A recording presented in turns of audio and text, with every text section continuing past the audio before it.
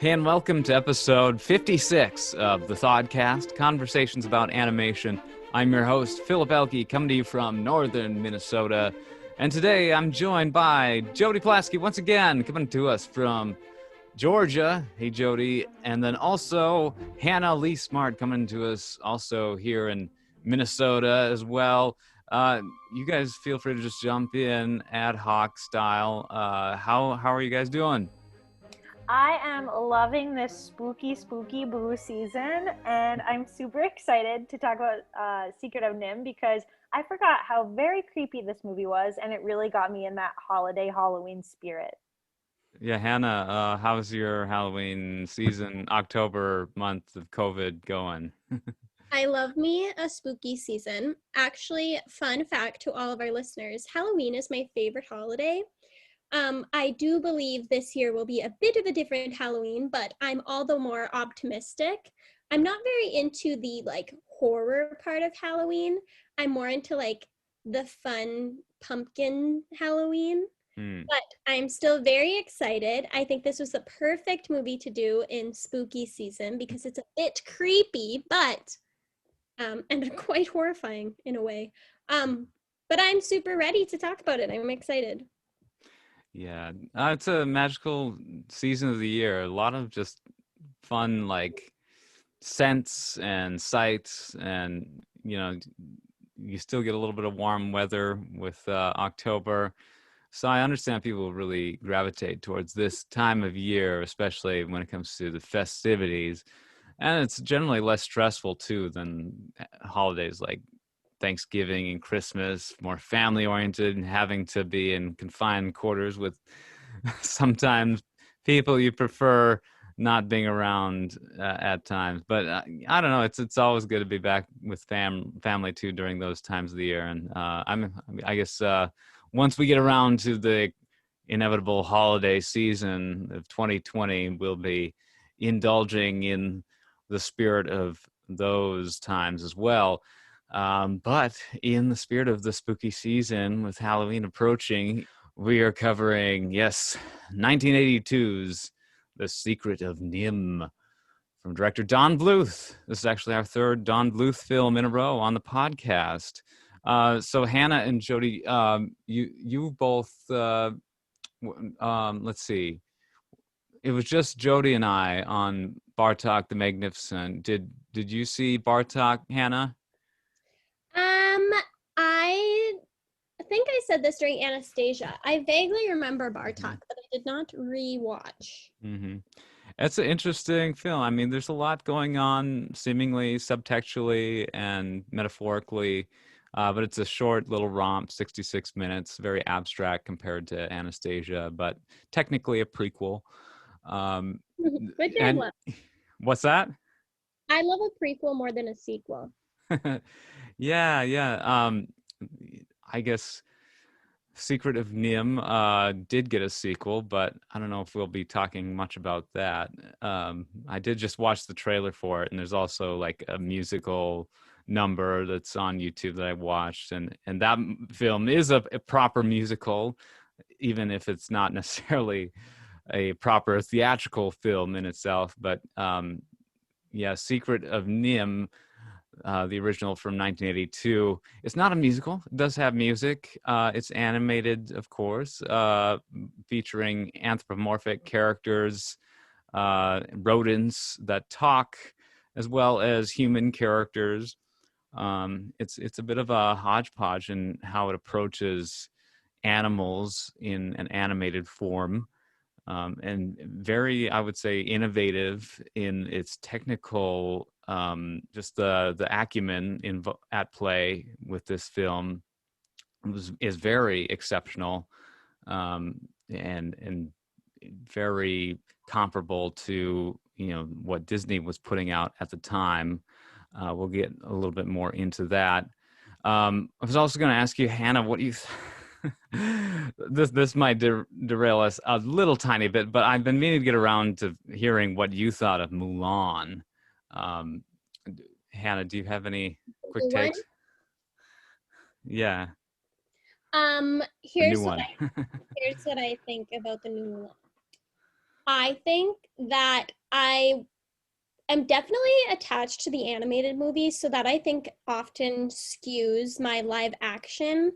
I think The Lion King I liked better than Mulan for sure. Hmm.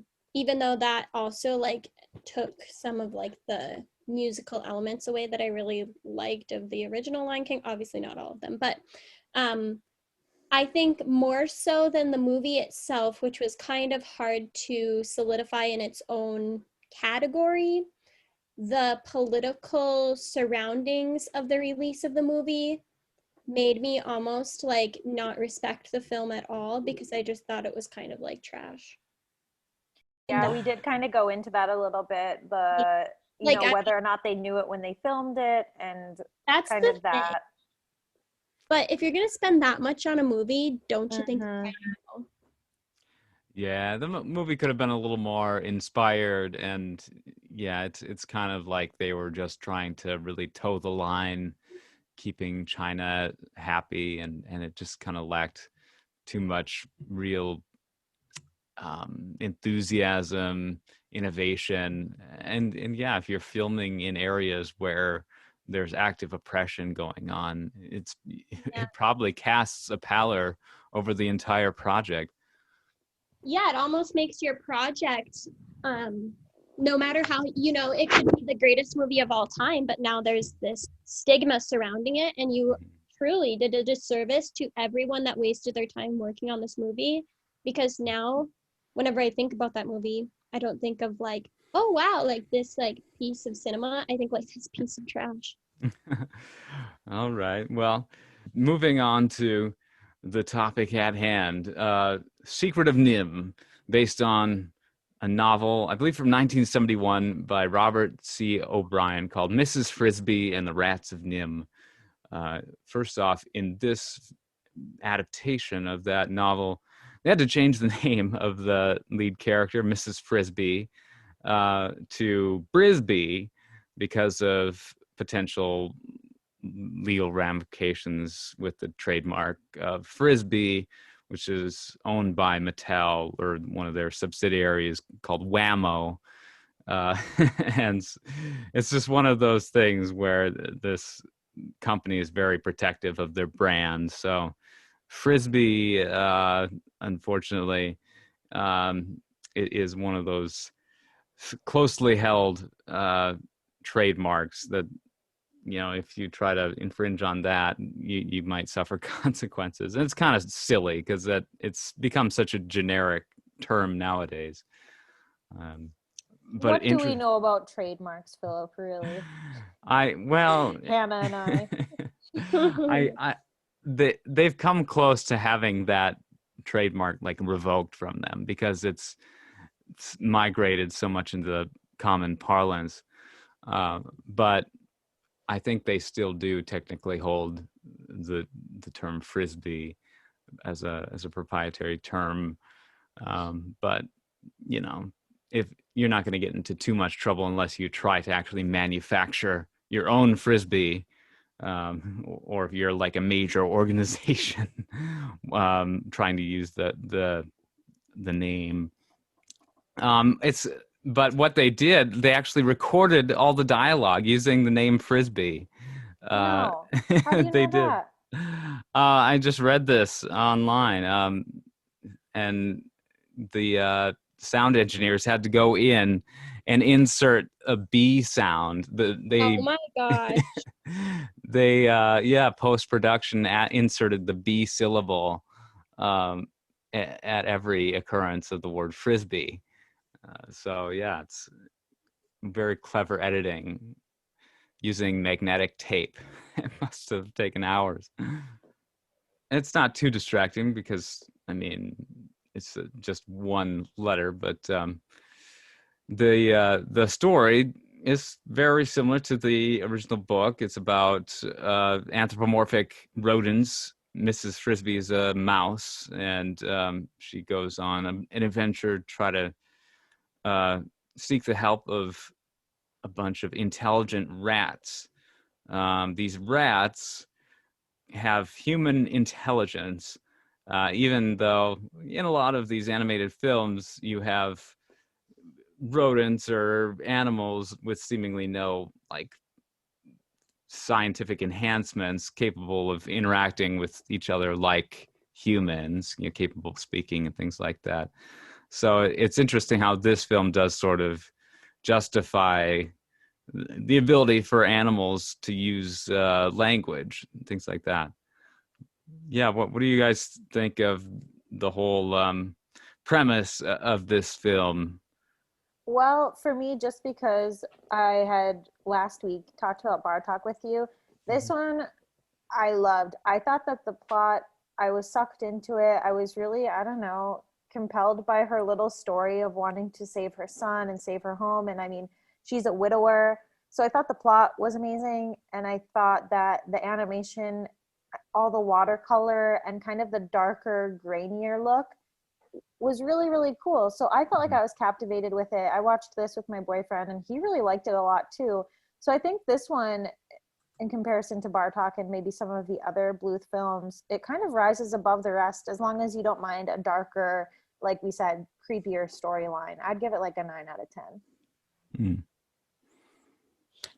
I think, well, I was also really interested in her as a character, and I think for me that was probably the biggest pull of it, if that makes sense.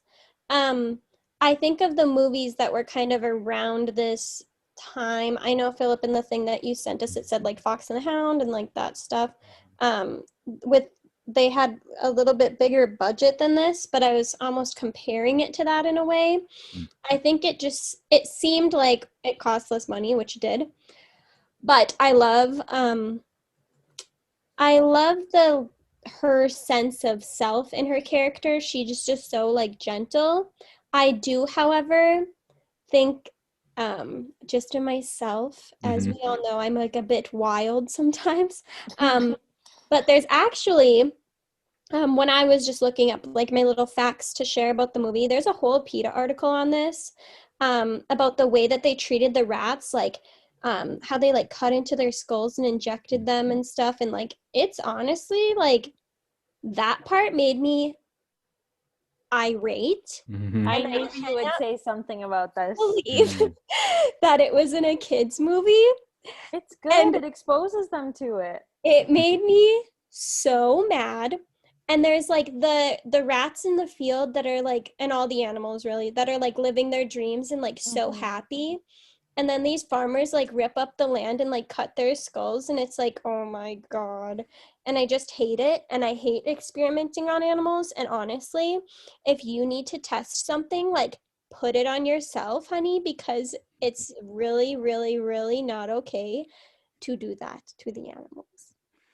And it's like insane to me. So you've got like Fox and the Hound, where they're like running around making friends with a dog and a fox, and then you literally have this where they're like chopping up the skulls and like oh my God.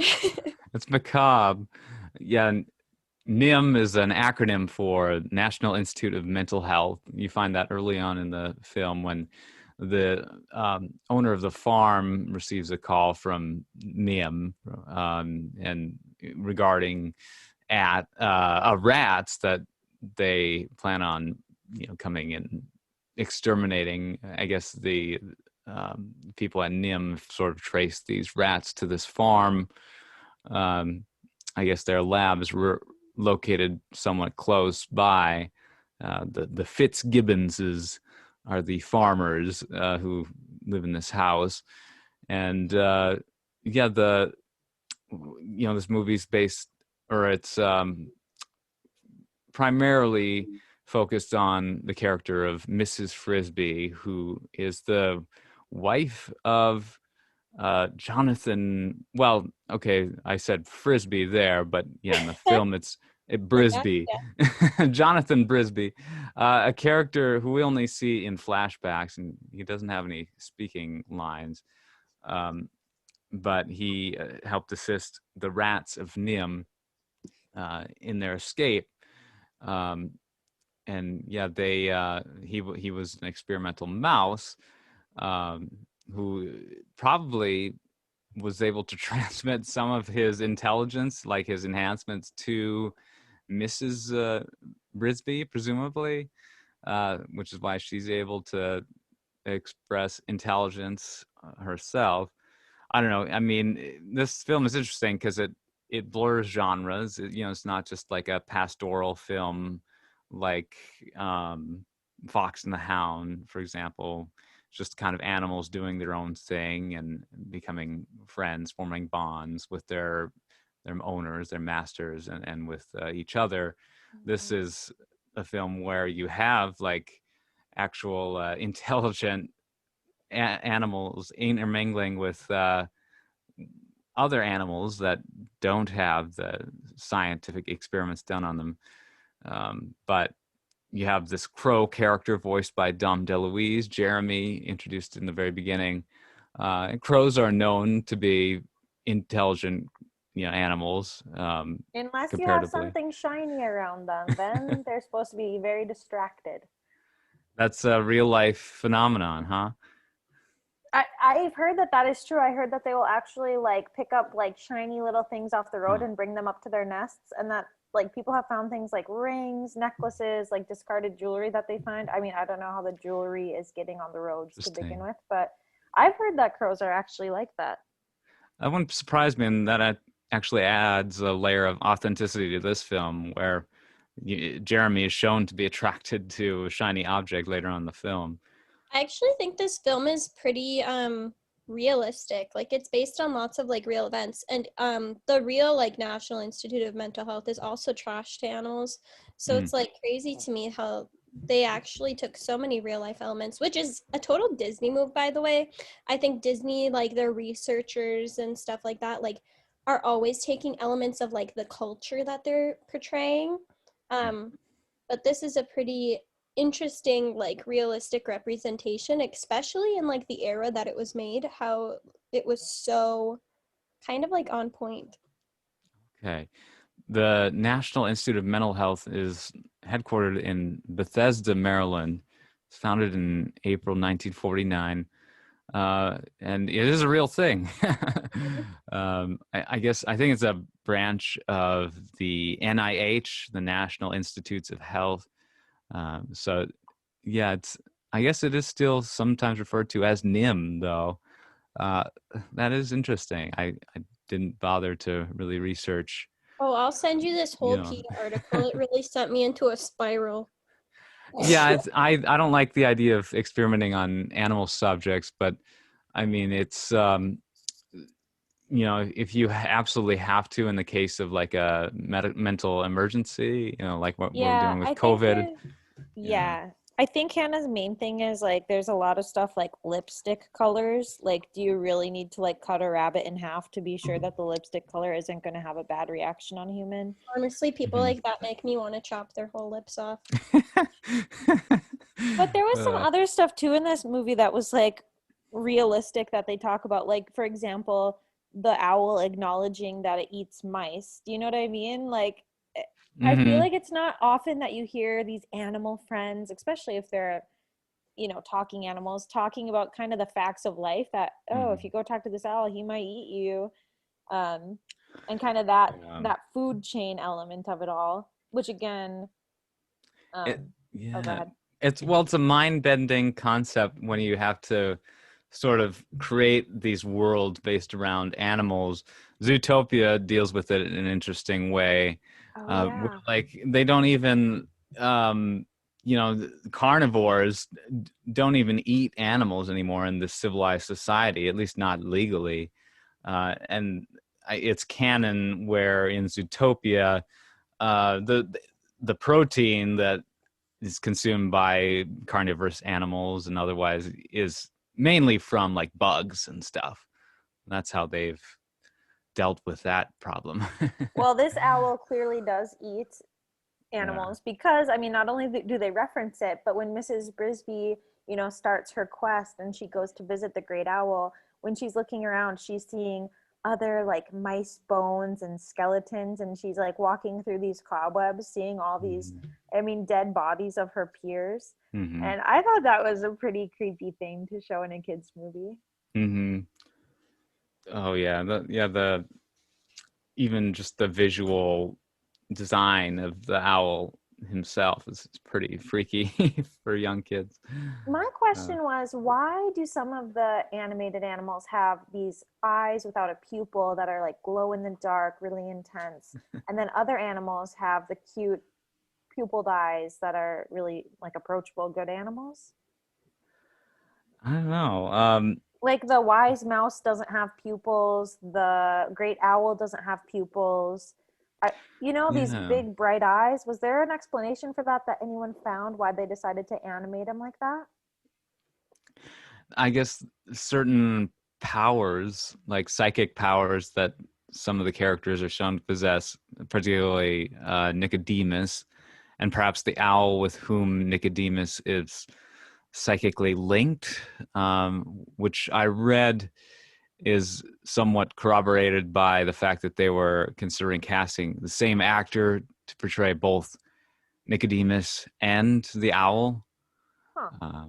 But the reason they didn't was because they wanted more celebrity talent involved in the project to help raise its, kind of I could see that, bringing yeah, kind of more profile. attention to it. Yeah, throwing those big names on the poster for the movie, because this one Yeah, in did the go to credits. theaters, right? This wasn't a straight to. Yeah, it was in theaters. It cost around $7 million to make, which is insanely low for a film like this, but it was a fairly strewn together studio of artists who had departed from Disney and fairly low paid workers on this film. And then, they, it's kind of like a first time team working together. They didn't have the same kind of like big studio overhead that a company like Disney would have at the time. And then some of their artists just put in crazy hours to make it happen. But yeah, it cost around $7 million, and they ultimately grossed around 14 million at the box office. Do you want to know where I first saw the budget cuts happen? Where? So when they decide that it's time to start plowing the field where all of the cute little animals live, there's a scene where they're trying to start up the tractor. And throughout the movie, the tractor's animated pretty well, but there's this scene where they're starting the tractor and it makes this sputtering sound. And instead of like moving the tractor, like the whole frame is just shifted like side to side. So the land moves, the tree moves, the field moves. And Yeah. it's like they just took the picture and like shook it in front of the camera Hmm. to kind of show that the tractor was. I thought it was actually very smart, because you get the gist of it from that happening, but you could tell that that was maybe like a budget cut scene. It says here that there are 1,078 backgrounds in the movie. Wow. Yeah, they were just shot in continuity so that the entire movie track could be viewed with just the backgrounds. Enabled the impact of the color scheme to be evaluated, and some backgrounds were repainted. I'm very curious, like, it's just fascinating because this movie is all done through analog. This was in the time before they brought in all the artwork into computers and assembled them that way. So it's like they how do they do all the crazy like shadows and shading? Like, I was trying to really understand like how they added that layer of shading over the backgrounds when they're having to do a drop shadow on a character. And I'm not really sure how they do that. Do they just cut out like a transparent sheet to darken the background, and then layer that with the painted cell that contains the animated elements? I'm not totally sure. I honestly have no idea. Those are some really good questions. It's all kind of a mystery to me how this animation works, but Mm-hmm. they clearly were creative, not just the way that it was animated, but some of the things that they put into the animation, like that the mice use for their like little contraptions, their little submarine elevator that they have. Mm-hmm. This was a creative team that was working together to make this movie happen, not just with the animation, but with, like I said, the things the animated characters use. Mm-hmm. Yeah, I think they were all somewhat disenchanted with the way corporate animation had been done. at this time, and were just really hungry for something new. And I think that really came through with the success of the level of creativity that you see on display here. I always think it's fun when they get to work in a small world, you know, where like a thimble can become a swimming pool or something like that. I think it's Mhm. really cool to see the way that you see this in Thumbelina a lot. Mhm. But in this movie too, they were able to take, you know, beads and things like that and kind of create this home. Do you know what I'm talking about? They're able to take Mhm. these like human elements and bring them into the animal world as if they're furniture. I love that kind of thing. Yeah, the miniature world just kind of made of ordinary objects. It's fun to see like the dew beads are just extra large because, you know, water at that scale behaves differently than it does for a human scale. Yeah, I think another thing, and Hannah and I were talking about this, that's fun for the viewer is it seems like they do add sparkle. Like wherever they have the chance, they add a little bit of sparkle. Like if the water's flowing, it's not only flowing, it's like sparkling. As they're Mm. like walking through this stony area, the stones are sort of sparkling. They're kind of just putting these little white dots that appear and disappear, but it sort of makes it look like it's sparkling. And Mm. we thought that was really cute because it just added another layer of magic to it. Right, Hannah? Yeah, I think it like picked it up a bit because I think it does have like a spooky texture, and then it made it more fun. Like it Yeah, made I it more agree. kid like, whimsical. Yeah, I think effects like that sometimes have to be accomplished by just removing layers of um, you know, the animation sheets so that like the light can really shine through. There are a few special techniques that animation studios had to employ in order to get certain light to really stand out, if they wanted there to be these kind of sparkles or bloom lighting effects, just really some direct lighting. They really think of everything with these, and like the backgrounds too, like are painted in such a way so that they can perform these complex camera movements where, you know, they're panning or tracking across these large painted backgrounds. And so like if you were to zoom out, you know, this painting of a tree would look like it's sort of like a what do they call that, a panoramic shot, you know, where it just looks like it kind of bends around the plane, but it Mm-hmm. has to look like that in order to make the, you know, the animation convincing that like as the camera moves across it, you know, it does feel like you're actually moving through the space in a three-dimensional space essentially, Right, definitely. even though all of these elements are composed in two dimensions, because this was the era before 3D technology, you know, Was this computer movie stages. made before Anastasia and Bartok? Did this movie get released before then? Yeah, this was 1982. Okay. Anastasia's 1997. This was Don Bluth's first film. Wow. This Yeah. was his first film. I think he really knocked it out of the park. Well, yeah, it doesn't look dated really. I mean, it's, you can tell it's got some different kind of technology put into the creation really of it, because you can still see like some of the film grain.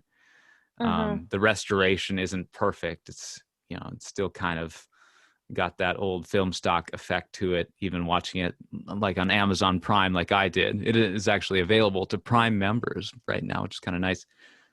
I um think that works in favor of the movie almost. Like, I think that eerie,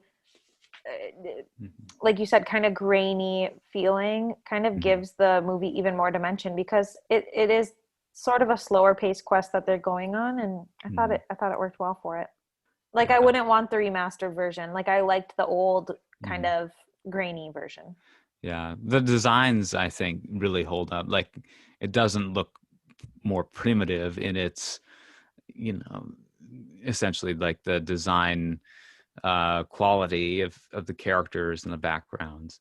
Those are all very competent and seem like they're actually kind of a strong improvement on many ways, in many ways, upon some Disney films of that era, like The Rescuers, for example.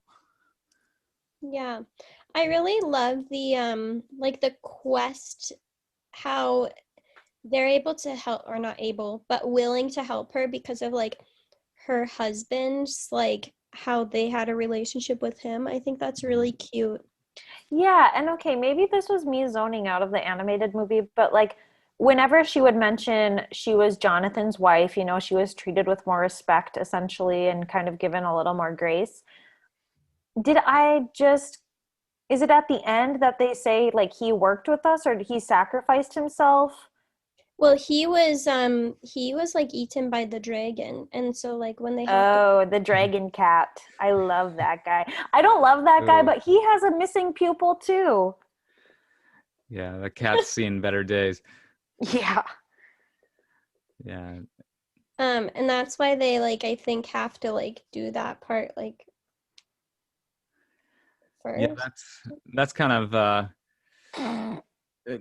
like, Sorry. no, the fact that this cat is ominous presence throughout the film, but then you find out that that was the fate of Jonathan Brisby. He got eaten by this demonic looking cat dragon. I guess an appropriate end, to a heroic adventure. Like, I mean, not appropriate, but I guess if there was one villain capable of vanquishing Mr. Brisby, it would have to be this cat. Who he was assigned to drug in order for the rats to pull off some of their Hijinks. yeah, their schemes. But they've been doing it for quite some time. Like they had that whole thing down, which is why I found it shocking that like Miss Brisby, like they all knew what the plan needed to be, but like Miss Brisby out of all the characters was the one they selected to do it. Mhm. And of course she ends up getting caught. But you know what I thought was really cute? I don't know. I feel like if I was a child, like my dad would have been like, "Oh, like we have to kill that mouse." But they're like, "Oh, like just put it back outside." And he's like, "No, I want to keep it." So they like, I mean, I'm not saying, Yeah, I'm just saying like the humans that you're seeing in the that you're shown throughout the movie, um, they do seem like relatively like caring, like non threatening aside from the tractor portion. Do you know what I yeah, mean? Like yeah, like the family isn't out there trying to kill the rats. Of course they don't care if they're exterminated, but they didn't want to kill Miss Brisby. yeah. Yeah. Speaking of the tractor, I thought that was one element. Yeah, you mentioned how some of that seemed like a little bit of a cheat with the animation, and it did, in order to create the large mechanical object moving through the frame.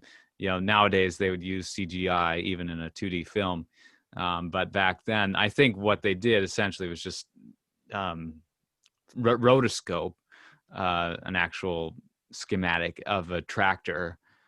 So they just kind of copy pasted an actual tractor to the frames of animation using tracing, essentially.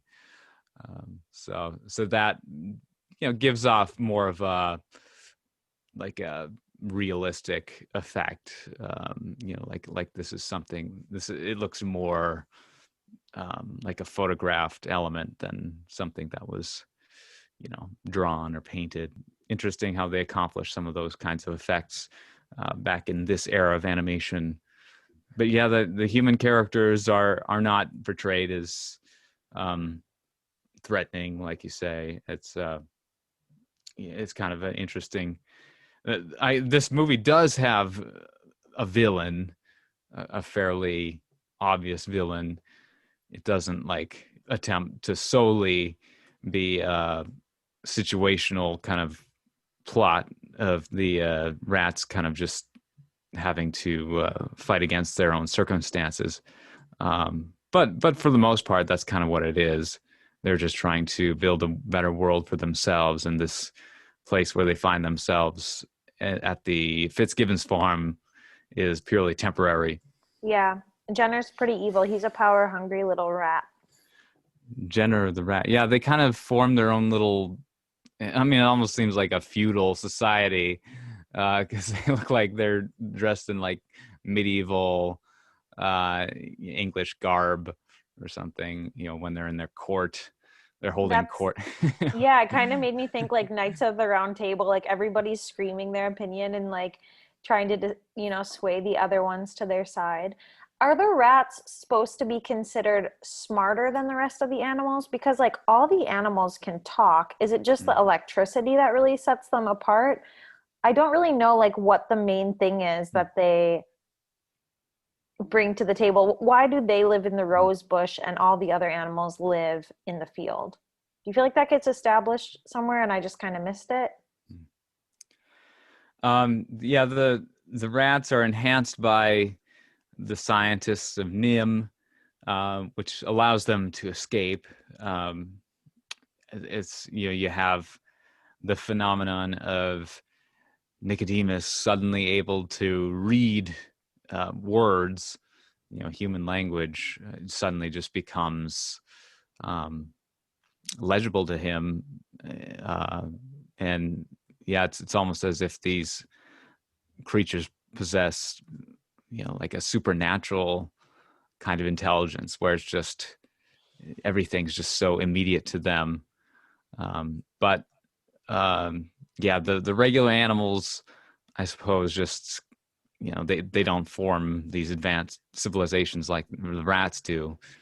Um, the I thought it rats, had yeah, something to do with that the rats are like experimented on and like the science like is making them smarter. yeah. I guess it was the experiments to test certain treatments, maybe for Alzheimer's or something like that. Different cycle or mental health issues. You're trying to develop pharmaceuticals. Yeah, it was the rats and then just the two mice that survived that ended up, and then Mr. Ages, the other mouse that survived, he does his own experiments in that thresher machine. Yeah. Um, yeah, and he proves helpful. Um, we have multiple instances of medicinal uh, paraphernalia contained in envelopes. I guess that's their transportation. Um, That really stressed me out. Those little yeah, envelopes. The starting scene, yeah, where she is, I don't know, she's so nervous to go and get the medicine for little Timmy, her child who's dying of yeah. pneumonia, or at least sick with pneumonia. And then Mhm. she goes through this whole back and forth with Jeremy, the bird. And I honestly got really frustrated when I thought that she lost the medicine already throughout the movie. But, of course, the bird brings it back, so it was no big deal. But I was Yeah. like, why are they putting these things in envelopes? And why can't they just like tuck them into the pockets on their jacket or something? Like they're scurrying around with these things that got blown away in the wind. Yeah, envelopes aren't the most secure containers for drugs unless it's anthrax, which is designed to be transmitted through. I don't think that's what she was bringing to little Timmy. No, maybe to the cat. Yeah. Yeah, maybe to the cat. I'm not really totally sure what they put in there. Um, but Yeah. she wasn't quite fast enough anyway. That was a satisfying moment, though, when you really do feel for her when you do believe that she lost the medicine for Timmy when she went through all That's that what I work. was Mhm. Sorry, I keep interrupting. No, That's what no, I no, was no, trying no, to no. say. No, that's what I was trying to say. I feel like Mrs. Bribsy is really like a character that pulls you into her story. I mean, like I said when we went into it, and you really are rooting for her. And I don't know if it's her big long eyelashes that they put on this character or her voice that kind of is gentle, like Hannah said, but the whole time I really was rooting for her. And they do have a little like love moment, maybe not a love moment, a little a sweet moment between her and the Justin mouse. Mm, And you just want her to like find someone and be happy and like have all her kids be okay. Although I don't understand why they had to move this whole house to save Timmy. Like I feel like there would have been other options, but yes, you are rooting for her along the way. And I found myself kind of catching my breath every time things took a wrong turn. yeah, yeah. She's kind of a nurturing role towards Jeremy, just wanting to like coach him in his own kind of difficulties in life. He's kind of an awkward crow struggling to find his own mate. Yeah. Love nest for two. Um, I'm Dom sure. DeLuise, yeah. Well, he tends to portray sort of neurotic characters like that. He's a comedic actor, tends to just kind of have a strong internal monologue. And you said, I think he plays Fagin in Oliver and Company. Yes, like I said, as soon as he started talking, it sounded familiar to me. So tonight I sort of pulled up other projects that he's been on. And I mean, he was in All Dogs Go to Heaven and a few other Bluth movies. But I think what stood out for me was he did play Fagin in Oliver and Company, who's the character who sort of, again, it's similar neurotic style, like, but he's Yeah, taking in all these dogs and stray animals and trying to help the animals in that movie. yeah. I feel like there's a lot of subtext in this film. It's just kind of, there's some trippy visuals.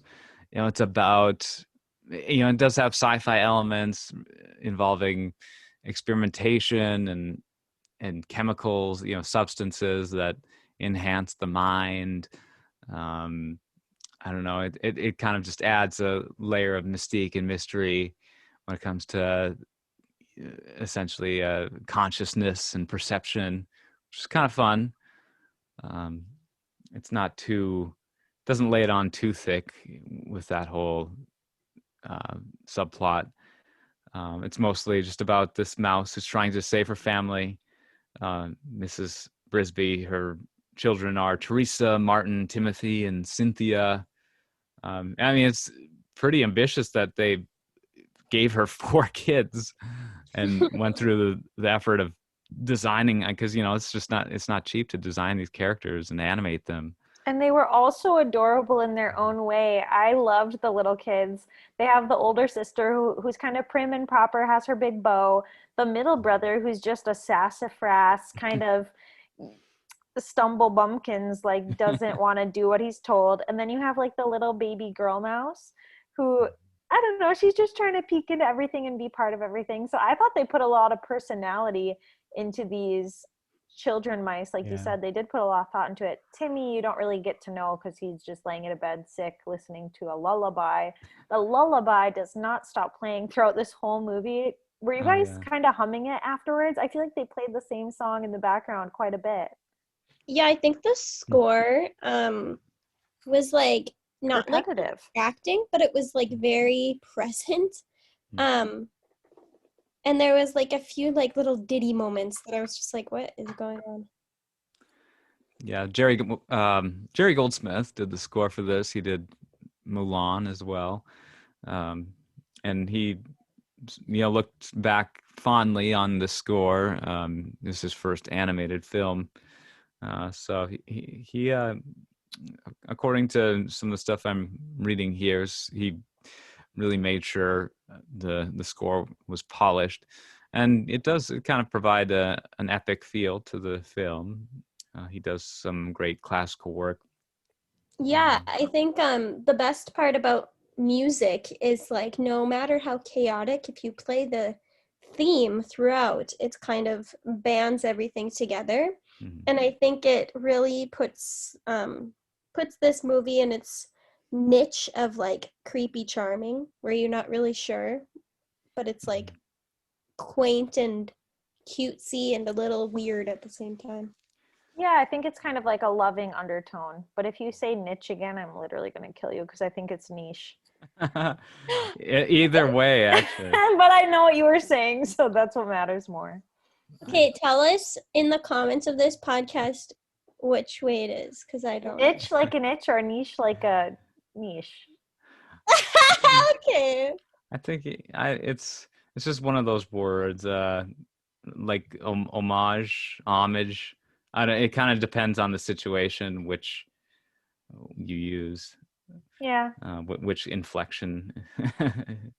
Yeah, the movie is just kind of very heartwarming, even though it has some creepy moments.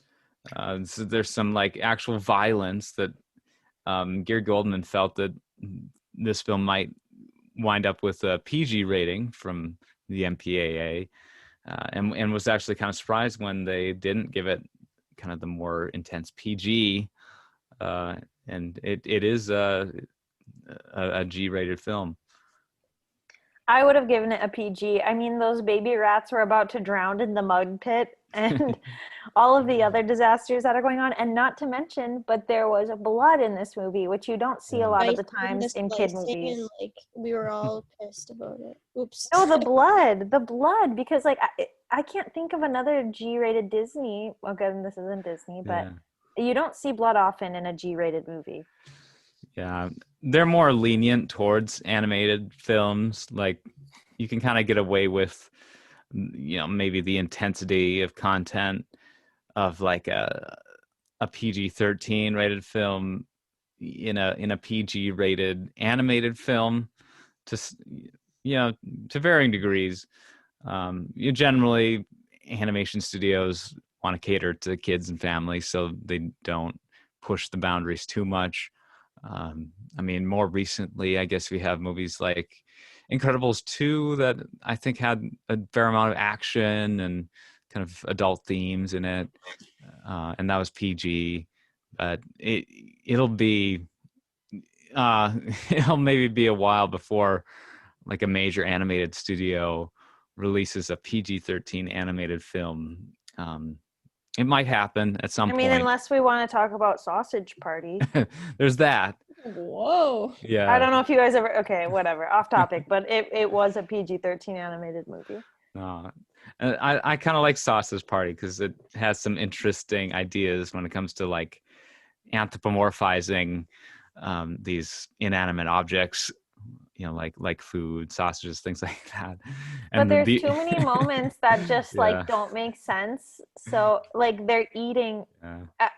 No, that's a whole different conversation. But yeah, it's like the characters in Sausage Party, the human characters, they can like see the food items come to life if they take bath salts. So I wonder if there's something similar in Secret of Nimh where human characters could potentially interact with the rodents, or especially the intelligent rodents, like the rats of Nimh, under certain circumstances. I don't know, the rats, if they tried to speak English to the humans, it would probably just come out as squeaking nonsense. But it's cool that they can understand everything that the humans say. They can. Well, and even Right?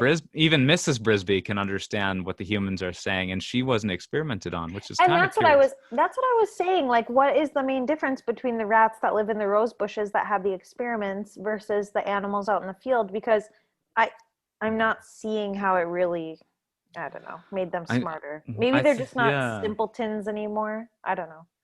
I think the rats and mice that came from Nim are capable of sort of imparting some of their intelligence to their surroundings, to like the other animals that they come into contact with, like the shrew, for example. Like, she's intelligent, she wears clothes, but she The didn't come from shrew Nim. is wild. Yeah. We should actually talk about the shrew a little bit. So she's basically the town busybody, and she's dramatic, like a little prima donna, like flipping her scarf all around. She doesn't have time for nonsense, but you know that she has nothing else going on but besides like knocking on the neighbor's door. And I think this goes back to the personality that they pour into almost all of these characters, that they really could have just made her like a town crier and not made her have so many like personal qualities, but they did make her memorable. And same with the bird. I thought some of the little one-liners that they gave the bird, she's a town gossip. But like, why do they all have J names? I keep wanting to say Justin's Jeremy, Jeremy's Jenner, Jeremy's Justin, but the bird has a lot of little one-liners too that I thought they were funny. With his little string bit, it could have easily gotten old pretty fast, but they kept it funny. They kept it cute. Yeah, I don't know if the cat can talk, for example, but of course, evil animals often can't talk. There's that guard character. That was one of the creepier moments in the film when Brisby's approaching the lair of the rats, and there's that one shadowy rat that is. I mean, it doesn't look like he's trying too hard to kill her, but he's at least being very aggressive. I think he's trying to kill her. I mean, he's stabbing at her with this shiny, edged dart type Yeah. sword. I think he's more trying to scare her off, but yeah, it's very intimidating. And that character's name is Brutus, I believe, but he doesn't speak. Anything, yeah. I think he speaks in the book. I actually had the book read to me by my older sister Oh, Whitney. My brother and I, when we were younger, had the privilege of being read to by our older sister. that's actually really cute. I remember Mhm. having the book as well, but I all I remember is the cover. So was this a chapter book or a like children's book? It's a novel. I think it was designed kind of with kids in mind because it wasn't super long. It's kind of like a standard paperback size. I don't know, like what you would see from like a Like Nancy boxcar Drew novel. children? Yeah, Oh, okay. boxcar. Yeah, exactly. As long provided that wasn't like an abridged version. I don't think it was. It did have artwork from the film on the cover of the novel uh, that my sister read. But yeah, I remember that. That was, I mean, it was so fascinating, and it instilled kind of a love of literature in us early on, and like my parents would read to us kids, and then my sister, she did the same, and then after she read the book, we watched the film. And I mean, I was fairly young at the time. I was maybe under 10 or so. Um, but I don't remember the movie being like too scary, really. I just remember it being interesting. Yeah, I feel like I blocked out the scary parts. It's hard to remember what you considered scary and not scary once you get older because now as an older person I'm like, "Oh my gosh, this is way too scary for little kids." But then when you're an actual kid, maybe you kind of sort through it. I think different things affect different kids. I had a couple triggers when I was younger, like I don't know, hypnosis scenes were freaky to me, like in Jungle Book. With the I think there's something Oh, the about that snake. loss of control sensation. Yeah, Ka, like hypnotizing Mowgli, things like that.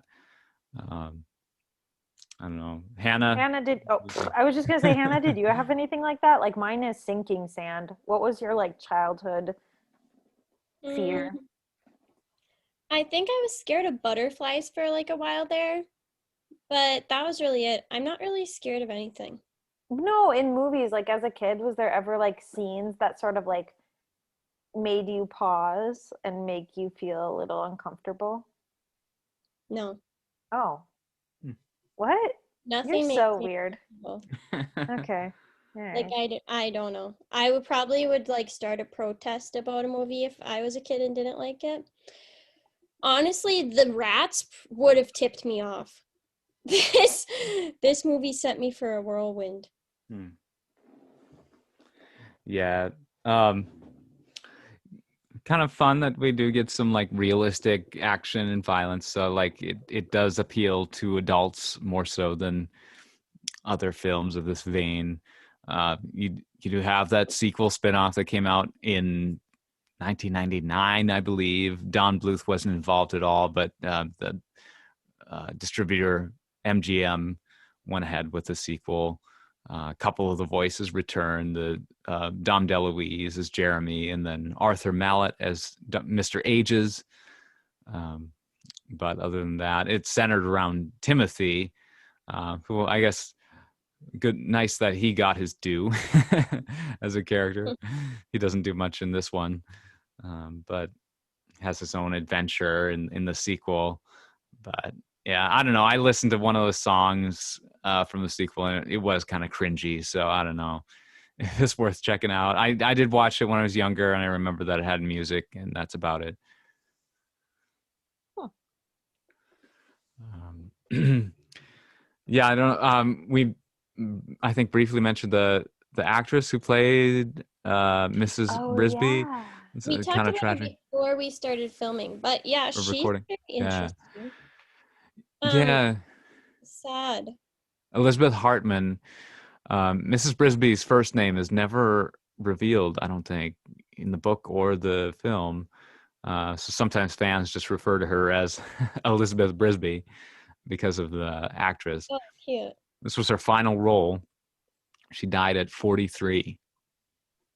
So Yeah. sad, honestly, There's- really tragic. I feel like, I mean, Hannah and I actually talked about this a little while ago, but people in the film industry, it just seems strange from the outside looking in. You see someone so beautiful, has like what you would call a glamorous type job. I mean, she's in movies and she's doing voiceovers. And to know that she was in and out of institutions, I mean, essentially her whole life, it sounded like, it's really sad to think about, because it's like if somebody who has everything kills themselves, like what's going on for the rest of us? Well, I think that there's such like a stigma of like actors to look a certain way and be a certain way and put on such a front. You never actually know, like not that other people with different professions can't be like this, but I think they're better at hiding it. And I also think it's interesting that this movie had a little bit of merit. Well, a little bit. It really went into mental health in like a different way, as far as to be, even associated with the mental health organizations, and then for her to have such a tragic end. It's almost as if this was kind of like an ode to her in a way, the more you think about it. I don't know. Or maybe it Yeah. was just, I don't know how it'd be interesting, obviously we won't ever know, but her perspective on, did she pick this project because it spoke to her in that way? I don't know, but I do definitely feel like you can hear her fragileness and her like fragile strength in her voice. Like I feel like you can hear a little bit of brokenness and a little bit of grief like in her voice acting almost. Like because I mean Miss Frisbee, like she's going through a lot. Like she's trying to raise these 4 kids. She lost her husband. She's just trying to like get medicine to her kids. Hashtag healthcare for all. And sorry. And I just feel like you can kind of hear that in the character's voice and through the actress's voice. So I don't know. I don't know how to answer your question, Hannah, but I could definitely hear it. She doesn't come across as helpless, but yeah, it's certainly tender. No, she has is the word tenacity? Yeah. She's persevering and she's pushing through, but like she also, you can tell, has gone through like the hard times. And maybe her voice is another reason that you connect so well with her as a little mouse character, you know. I was thinking it was the eyelashes, but it could be the voice. And I think there's a realness to her heart. And the thing about voice acting is like, you don't have your facial expressions. Sure, she can rely on the animators, and that's why I think a lot of the time animation will stem from the actor's perspective and what they bring to the role. And like, even, you know, how Disney, I'm sure this was like maybe a bit different, but they had to at least know where they'd like study the actor and then put that into the animation.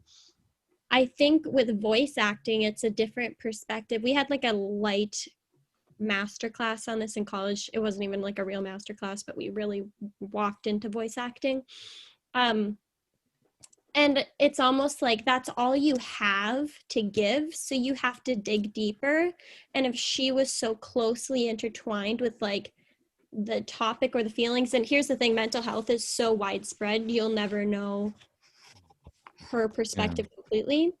But I feel like maybe that was a pull for her to do the role, or maybe honestly even like a trigger post role. It's hard to know. Well, she was nominated for Best Actress in a Leading Role for A Patch of Blue in 1965. It's a movie that showcases an interracial couple. So she plays alongside Sidney Poitier in this film to portray lovers. So yeah, definitely a innovative film portraying an interracial couple in 1966 or 65. 1966 Oscars. Egads, can you imagine such a thing? An interracial couple, how dare they? Yeah. This is me being sarcastic, but no, interesting. Honestly, 1985, like an interracial couple in a major motion picture being nominated for an award in the same movie is like pretty wild. Yeah, I mean, it wasn't, I mean, even as recently as like the 90s, it was rare you'd see like an interracial kissing scene or Well, I mean, it's anything still like rare. People are that. so wild as well, so it's like nobody knows. But it's cool that they took that step in 1985, and I hope that that part of history can repeat itself. Yeah, or 65 was a patch of blue. Oh And oh then my yeah, gosh, that's even better. That's like yeah, right civil rights time. yeah. That's awesome. 1965. And then yeah, Secret of Nim came out 1982, and then Elizabeth Hartman tragically passed away June 10th, 1987. Um, Also in this film, John Carradine plays the owl. He's an elderly actor at the time who was on he was on some like painkiller medicine, and he came in a little bit drunk to his recording session. So they had to kind of just get him in the groove. And then once he recorded his lines, he insisted each time that that was his best take he could possibly give. And so for each one of the great owl's lines, the actor recorded them only once. Hmm, And it's a thankfully, big move. he gave a good performance. Because yeah, I guess he was just a little bit I don't know, I guess difficult to work with, but also just he was a seasoned actor who kind of knew his stuff, so it didn't prove to be a problem ultimately. But yeah, I guess people of a certain age would know who John Carradine is. I can't say I know of him from any other works. The voice of Nicodemus, he's in some things. Derek Jacobi, he's my first build. He's in some things. He was you guys maybe know of the character of the king from the live action Disney Cinderella. That's Derek Jacobi. Oh, just kidding. I thought you meant the Brandy Cinderella. I can't remember the king No. from the actual like Have you ever seen 2014 version. the Lily James Cinderella? If that's the one you're talking about, right? Like Yep. I've never seen that one. Super good. Brandy is the only live action Cinderella that I care about. But I mean, you can watch Yeah. it. Like I'll watch it eventually, I'm sure. I don't really watch movies, honestly. Like I love the like We can tell. Just kidding. what the heck? Yeah. Yeah, so not a ton of like super recognizable people from our perspective in this film. Hermione Bradley plays Annie Shrew. Shannon Doherty played Teresa. Yes. She was, Actually, I don't love Shannon Doherty, but I do love Charmed. yeah. Yeah, Hermione Bradley played Ellen, the maid in Mary Poppins. Cute. So she's the shrew. And then Will Wheaton played Martin.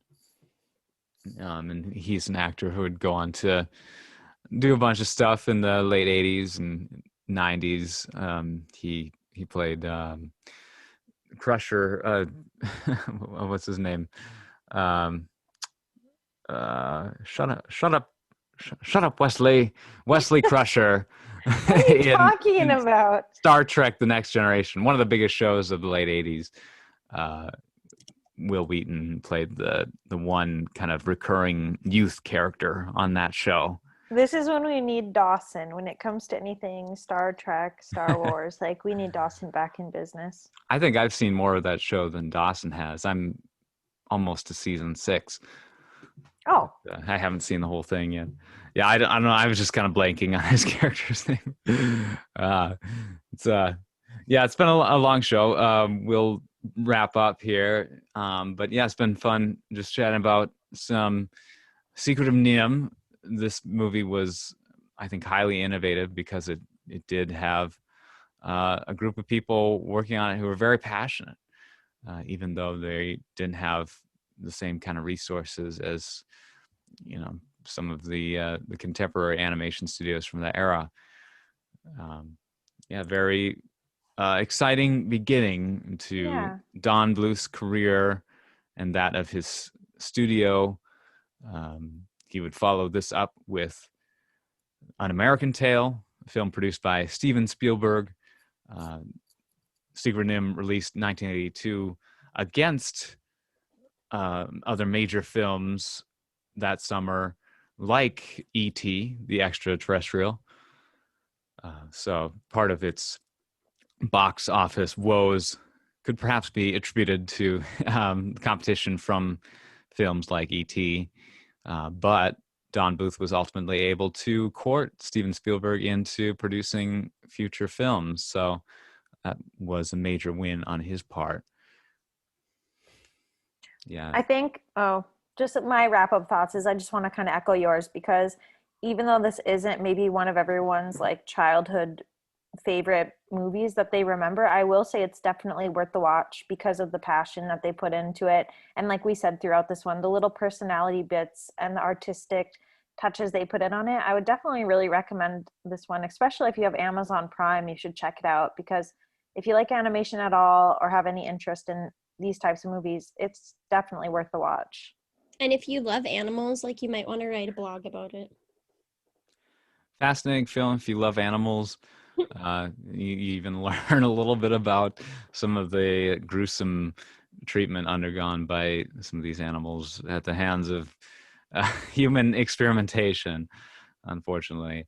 But hey, it worked out okay for some of these rats who went on to live happily ever after, so to speak. It's kind of funny. You see these rats using these complex rope and pulley systems in order to move that cinder block with the kids inside of it, breaking, at least several dozen OSHA regulations in the process. But yeah, like you later see Bartok using similar pulley systems in Bartok the Magnificent. So interesting juxtaposition there. Pretty kind of those rats to just go ahead and construct this complex machinery at the behest of Mrs. Brisby. But I have to imagine they kind of viewed that whole endeavor as sort of a test run for their future projects and plans, having to move their whole civilization from the farm. We didn't even comment on like the theme of these rats having like conflicts over stealing power from the farm. Like there's kind of a moral dilemma that they're facing there. It's kind of interesting. It's like I thought electricity. I thought that was actually really cute, because usually in animal movies, if they're thrifting away from the humans, they don't seem to have a conscience about it. So when they're commenting like, yes, we have power, but it's not our power, they're not like the borrowers from the movie The Borrowers. Like they actually want to be self-sustaining. And I thought it was just another little touch that they put into this movie that they really didn't have to, that made it more complex and interesting. Absolutely. Yeah, this is probably my favorite Don Bluth film. It's a grade A thriller. Features a song at the end credits by Paul Williams, who wrote Rainbow Connection from the Muppet movie. Wow. Yeah. I remember that song from piano lessons. Yeah, I was just about to say we sang that when we were kids. Yeah, some interesting, and the Muppet films have some insightful themes as well. Rainbow Connection. It's kind of like eye-opening when you think about it, like just kind of like the Force. Everything is interconnected and everything has like moral consequence. And these are sorts of themes that that people don't always think about. It's probably good to have them in films like this. Fun little genre bender dealing with family, DNA, and science. Yeah, is definitely worth checking out, and yeah, lots of fun action moments as well. And not only that, but I mean, the child has an upper respiratory system that they call pneumonia, but it very well could have been COVID-19. So it's very actually a timely piece. It is. Yeah. Very much so. All right. Does anyone care to share any of their social media info to the audience? Jody? Well, guys, I don't feel like I gave you my best tonight. So, like, I really want you to follow me to keep up with me on Instagram. It's Jody Pulaski, JODIPOLASKY, because usually I'm a lot livelier, but COVID's really getting to me. But I loved this movie. I hope you guys check it out. And like I said, it's free on Amazon Prime right now. It's fine. It's just a laid back fireside chat. Mm-hmm. How about you, Hannah? So you can find me on Instagram, Hannah Lee Ever After. Lee is Leigh, and then Ever After, like fairy tales. Or on Twitter, where you can hear all of my big opinions. I'm sure I'll share a few PETA articles after this one, at Hannah Smart, and that is where everyone unfollows me, so I'll need extra help there. All right. Well, you can find Thodcast on our website. I just called it Thodcast. Sometimes I call it the Thodcast. Sometimes I call it the Thodcast. Conversations about animation. Thodcast the podcast. Thodcast the podcast. It is at Thodcast.com, at Thodcast on Twitter and Instagram. You can hear our show on iTunes, Apple Podcasts, Google Podcasts, Spotify, Stitcher Radio, SoundCloud, and you can find me, Philip Elke, on Twitter and Instagram as well. Thank you so much for listening. This has been episode 56 of the Thodcast on The Secret of Nimh from 1982, directed by Don Bluth. And you all out there have a magical day, a wonderful week, and warm hugs.